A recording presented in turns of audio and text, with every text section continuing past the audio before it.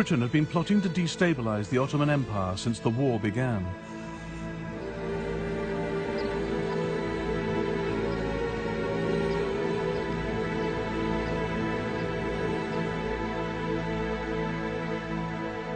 Ottoman Turkey was Germany's ally in the Middle East.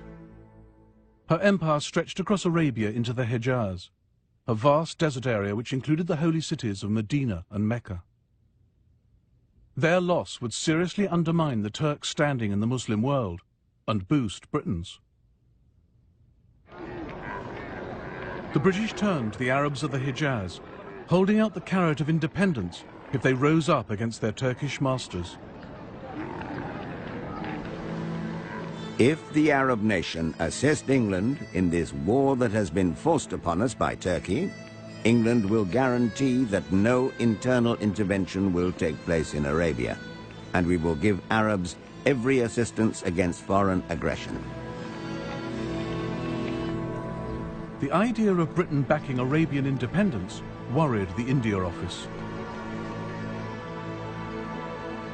A strong Arab state might be more dangerous to Christendom than a strong Ottoman state. And Lord Kitchener's policy of destroying one Islamic state merely for the purpose of creating another has always seemed to me disastrous. The India Office needn't have worried. Kitchener was playing a cynical game, never intending to hand real power to the Arabs of the Hejaz. But the British showered the Emir of Mecca, Sharif Hussein, with gold and dropped hints that if all went well, he might realize his dream of becoming leader of the Arabs. On the 5th of June 1916, the Arab revolt began. Mecca quickly fell to the rebels, but the main Turkish garrison at Medina held its ground. The Turkish commander, Fahri Pasha, refused to surrender. Until my soldiers are buried under the rubble of Medina, in a crimson shroud of blood and fire, the red flag of the Ottomans shall never be removed from the castle turrets of Medina. The uprising commanded no popular support.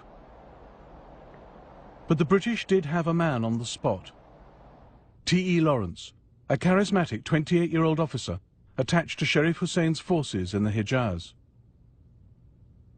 Lawrence spoke Arabic. He saw where the Arabs' strengths lay. I think one company of Turks, properly entrenched in open country, would defeat the Sharif's armies. Their real sphere is guerrilla warfare. They would dynamite a railway, plunder a caravan, steal camels, better than anyone.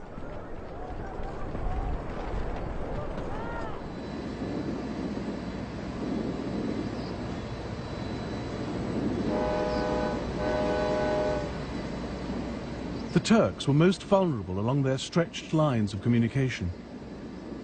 Lawrence and the Arabs became experts in railway sabotage.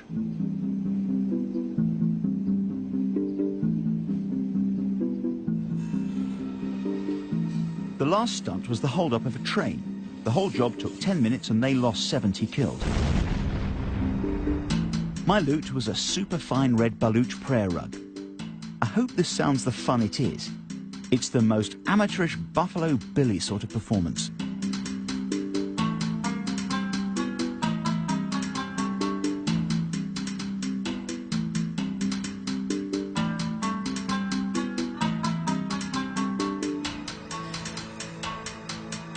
A German on the train saw the attack differently.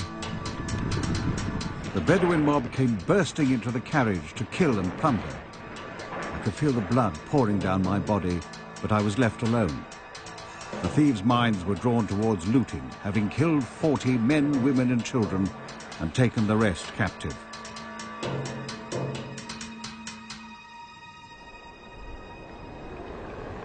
T.E. Lawrence adopted the cause of Arab nationalism.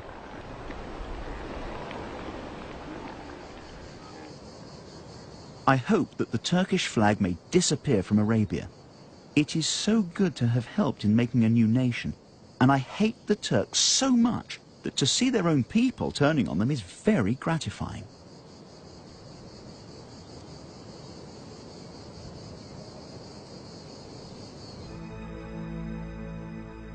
Lawrence now dressed as an Arab.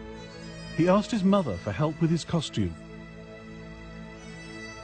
If that silk headcloth with the silver ducks on it, last used, I believe, as a tablecloth, still exists, will you send it out to me? Such things are hard to get here now. Capturing Turkish-held Jerusalem was a key British objective in 1917. Seizing the port of Aqaba would strengthen the Arabs' case for a role in the campaign. Lawrence realized that all Aqaba's guns pointed out to sea. The town was defenseless from the rear. That meant a 600-mile ride across the Hejaz at the height of summer.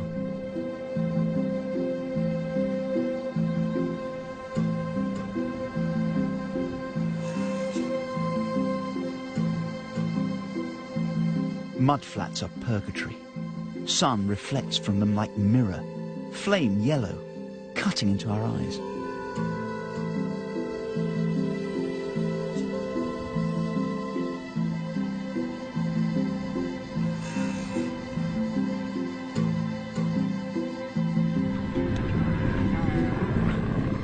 Seven weeks later, the Arab force reappeared outside Aqaba, catching the Turks totally off guard.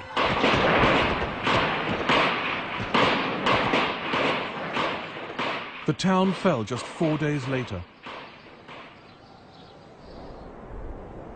The Middle East was stunned. General Allenby, commanding British forces in the region, now wrote the Arab revolt into his Jerusalem campaign, reinforcing it with armoured cars, air support, artillery and colonial troops.